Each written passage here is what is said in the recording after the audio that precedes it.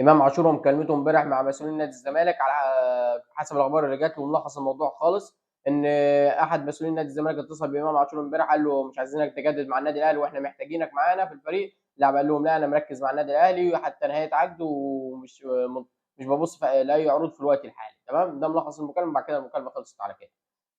على حسب الاخبار اللي جات لي ان امام عاشور مكمل مع النادي الاهلي وان النادي الاهلي قريب جدا يحسم ملف تجديد لامام عاشور. تمام، ده بالنسبه لاول موضوع معانا. الموضوع الثاني معانا نادي فنربخشة التركي، عمر فاي ولاعب تاني على نادي في الدوري التركي لسه صاعد حديثا للدوري التركي. صعدوا ان ياخد عمر فاي واللاعب الثاني على سبيل الاعاره مقابل ان هو اللاعب عمر فاي واللاعب الثاني اللي معاه يشاركوا اساسيين يتطوروا يعني. تمام، ده بالنسبه لموضوع عمر فاي اتقفل جدا، اتقفل خالص اللي هو انتقاله للنادي الاهلي.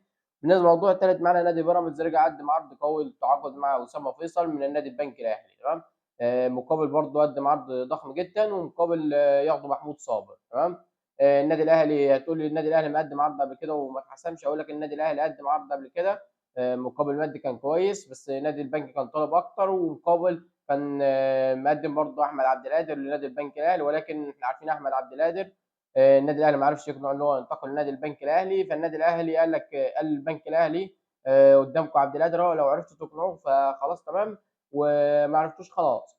فنادي البنك الاهلي طبعا ما عرفش يقنع احمد عبد القادر. احنا عارفين عقليه احمد عبد القادر.